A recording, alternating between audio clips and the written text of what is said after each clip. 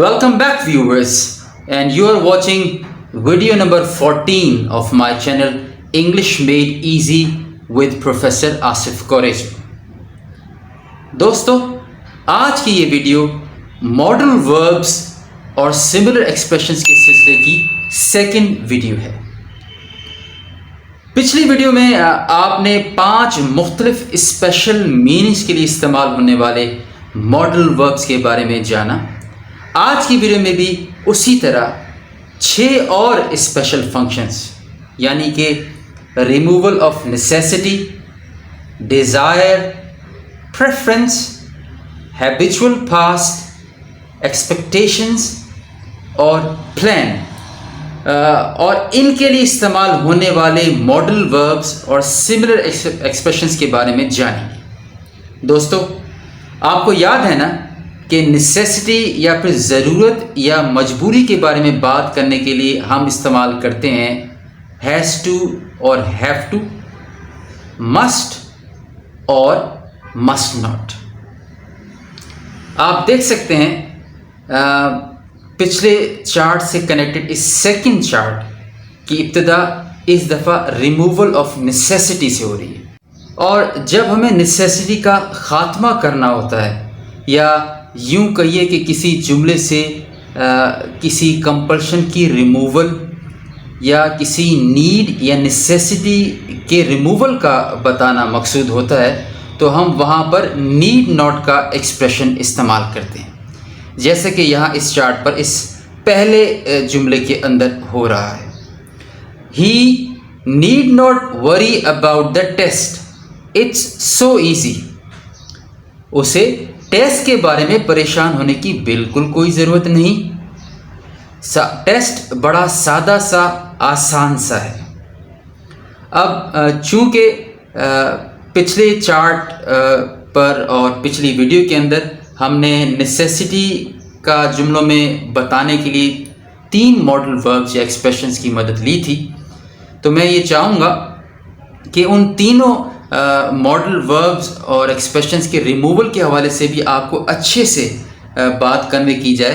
तो मैं आपके सामने यहाँ इस एक चार्ट की मदद लूँगा कि जिस पर मैंने नेसेसिटी और रिमूवल ऑफ नेसेसिटी के हवाले से इस्तेमाल होने वाले मॉडल वर्ब्स या एक्सप्रेशंस को अच्छे से समझाने की कोशिश की है। तो आइए देखते हैं कि यहाँ चीज़ें कैसे तरतीब दी गई हैं।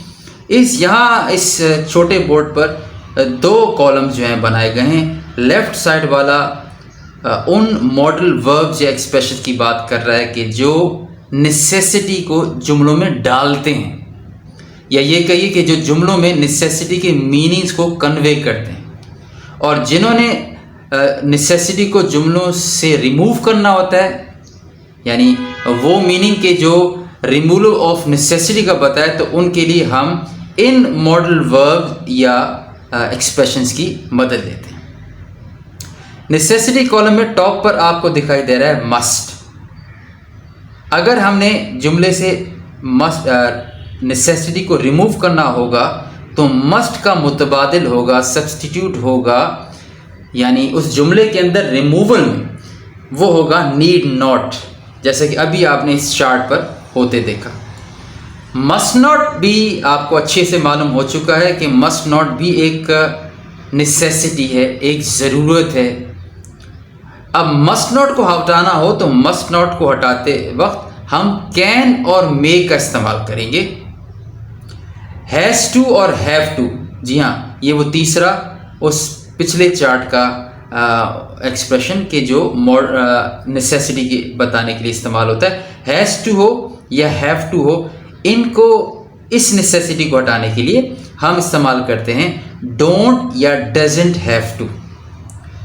और अगर हैज़ टू और हैव टू का पास्ट हो यानी कि हैड टू, तो हैड टू को हटाकर हम इस्तेमाल करेंगे डिडंट हैव टू का, बताने के लिए कि नेसेसिटी को रिमूव कर दिया गया था पास्ट में। और यही अगर नेसेसिटी फ्यूचर के हवाले से हो विल हैव टू के साथ, तो इस विल हैव टू को फ्यूचर में आने वाली नेसेसिटी को हटाकर हम इस्तेमाल करेंगे वोंट हैव टू, ये बताने के लिए कि आगे चलकर मुस्तकबिल में, फ्यूचर में कोई चीज़ नेसेसिटी या ज़रूरत नहीं रहेगी। और वॉन्ट को मैंने इसलिए इनसर्किल किया है क्योंकि यहाँ पर ये वॉन्ट जो है विल नॉट की कॉन्ट्रैक्टेड या शॉर्ट फॉर्म है। अच्छा जी, अब हम मज़ीद आगे बढ़ते हैं। जब कोई आपसे पूछता है कि what would you like to have, या फिर ये कहा जाए कि would you like to have a cup of tea sir, तो वो शख्स आपसे क्या पूछना चाह रहा है? वो शख्स आपसे आपकी मर्ज़ी या डिज़ायर के बारे में पूछना चाह रहा है, कि जिसे मैंने यहाँ इस चार्ट पर एक स्टेटमेंट की फॉर्म में, न कि एक सवाल की फॉर्म में, एक स्टेटमेंट फॉर्म में लिख दिया है। क्या लिखा है मैंने? He would like to have a cup of tea, यानी वो चाय की एक प्याली लेना पसंद करेगा। तो यहाँ जो वुड का मॉडल वर्ब है वो एक स्पेशल मीनिंग डिज़ायर, ख्वाहिश या चाहत के बारे में बताने के लिए इस्तेमाल किया गया है। लेकिन जब हम इस वुड के साथ एक और वर्ड रादर को अटैच कर देते हैं तो एक और एक्सप्रेशन बन जाता है, मॉडल एक्सप्रेशन बन जाता है स्पेशल मीनिंग वाला।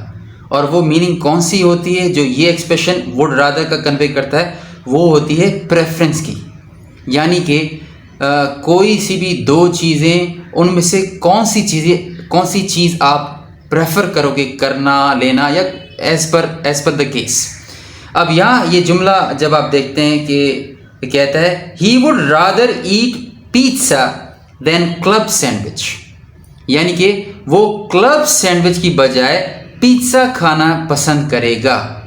बस याद रहे कि ऐसे एक्सप्रेशन के साथ, वुड रादर जैसे एक्सप्रेशन के साथ जो प्रेफरेंस के लिए आता है, और ऐसे केस में हम देन का इस्तेमाल करते हैं, THAN वाले देन का।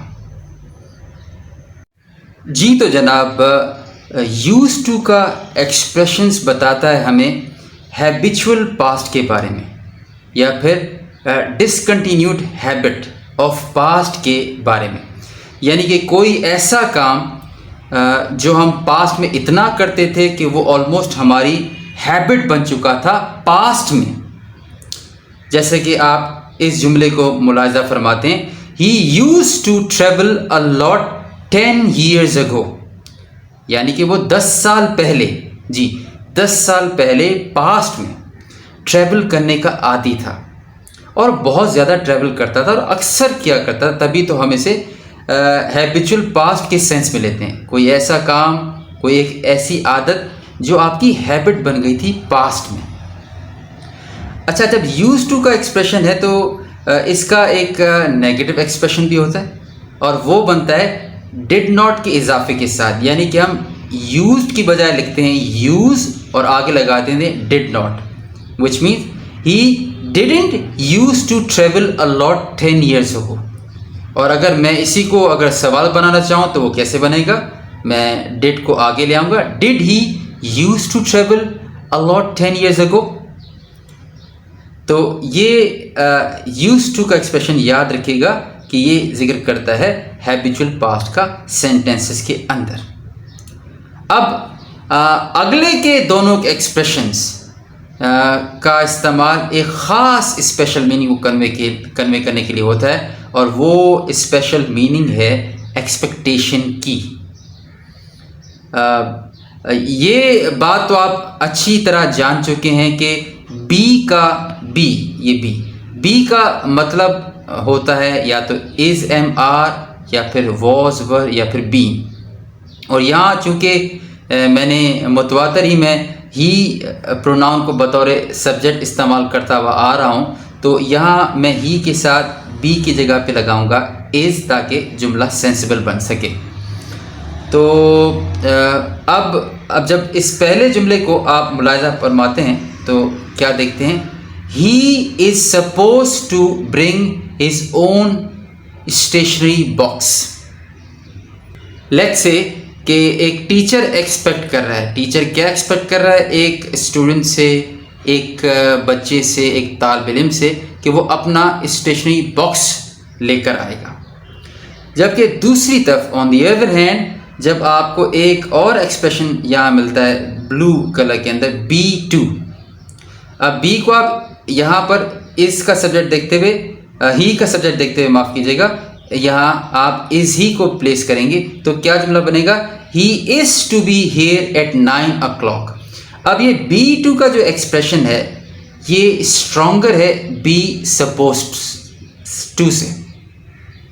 अब वो किस तरह स्ट्रॉन्गर है कि जब B2 यानी R2 हो या is to हो, was to हो या were to हो तो आप ये समझते हैं कि जनाब ये एक्सपेक्टेशन, ये उम्मीद जो बांधी वो किसी पावरफुल शख्सियत की तरफ से आई, किसी ऐसी शख्सियत की तरफ के पास से कि जो पावर रखती थी, जिसके पास कोई अथॉरिटी थी, कोई फैमिली का हेड था, उसकी तरफ से एक्सपेक्टेशन जो है तरतीब दी गई, जैसा कि आपने इस जुमले में खुद से होता हुआ देखा।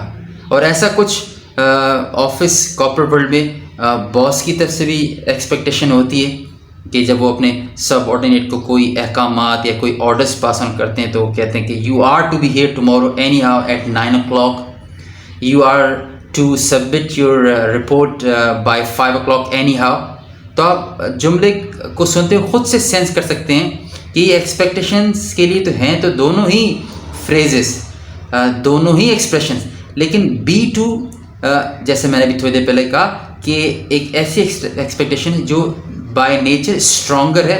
और वो क्यों स्ट्रॉन्गर है कि यहाँ पर कोई अथॉरिटी वाला, कोई ऐसी शख्सियत की जिसके पास कोई पावर है, वो कोई काम एक्सपेक्ट कर रहा है यहाँ पर ही से, और जनरली लाइफ में ऐसा होता रहता है। तो लीजिए व्यूवर्स, हम पहुँच गए आज की वीडियो के एंडिंग पार्ट में और आ गया है हमारे सामने मॉडल्स की कैटेगरी का आखिरी पेयर के जो फ्यूचर के प्लान्स की स्पेशल मीनिंग की तर्जुमानी करता है। मैं बात कर रहा हूं विल और बी गोइंग टू की। पहले हम इन दोनों सेंटेंसेस को पढ़ लेते हैं। He will look for a tour guide in case he is confused, in case he is confused. और फिर he is going to buy a new laptop next year। ये बात तो क्लियर है कि दोनों सेंटेंसेस फ्यूचर एक्शंस के बारे में बता रहे हैं, लेकिन इनमें फ़र्क ये है कि पहले वाले जुमले में टूर गाइड को तब हायर किया जाएगा जब हमसे काम न चल पाए या जब उससे काम न चल पाए, यानी टूर गाइड के बारे में डिसाइड किया जाएगा अपनी डेस्टिनेशन पर पहुंचने के बाद। और बी गोइंग टू के जो यहाँ पर है इज़ गोइंग टू, यानी कि ही इज़ गोइंग टू, यहाँ कुछ ऐसा है कि बी गोइंग टू का जो मॉडल एक्सप्रेशन है उसे इस्तेमाल किया जा रहा है इस जुमले के अंदर ये बताने के लिए कि लैपटॉप ख़रीदने का प्लान पहले से ही चलता आ रहा है। जैसा कि मैं यहाँ कहूँ कि we are going to achieve English language proficiency very soon, या फिर अगर ऐसा कहा जाए कि we are going to overcome our fear of English language acquisition very soon, but for that you have to stay connected to my channel.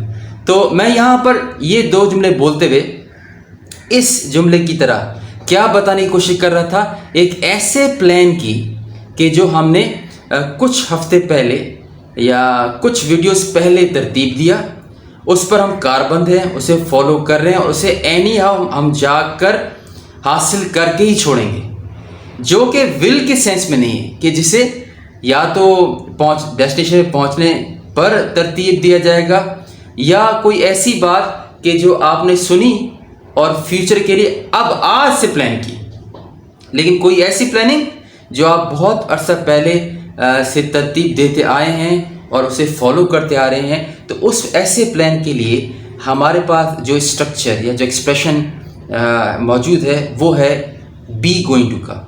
अब is going to हो, was going to हो, आर गोइंग टू हो या were going to हो, ये depend करता है subject के ऊपर।